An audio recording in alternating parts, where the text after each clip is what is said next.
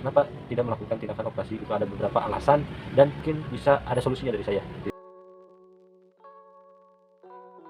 Nah, yang kedua mengenai biaya gitu ya, tentu jelas gitu, saya juga bukan orang yang berada, saya juga bukan dalam arti umum gitu ya. Saya juga menggunakan BPJS. Di sana ketika tindakan 2 kali operasi saya itu menggunakan BPJS dan alhamdulillahnya gratis gitu ya.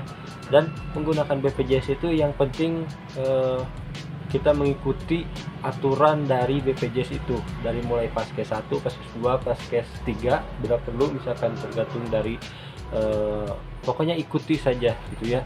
Dan itu alhamdulillah meringankan gitu ya. Ya kalau misalkan dibandingkan dengan umum itu kira-kira lebih dari 30 jutaan gitu melakukan tindakan 2 kali operasi itu.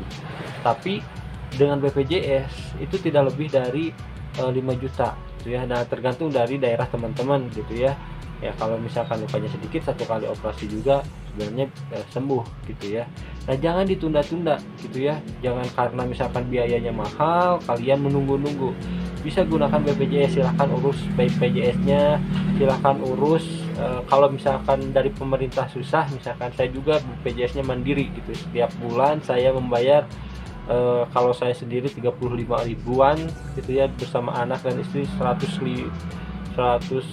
lebih lah sedikit gitu ya. Itu setiap bulan gak apa-apa lah, daripada saya harus 30 juta masuk ke rumah sakit umum gitu ya, dan belum tentu gitu ya.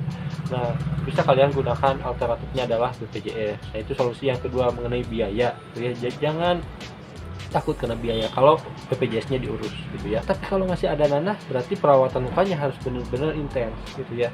Nah, mungkin itu yang bisa saya sampaikan. Kalau ada pertanyaan boleh komentar di YouTube atau video ini, atau DM ke Instagram saja.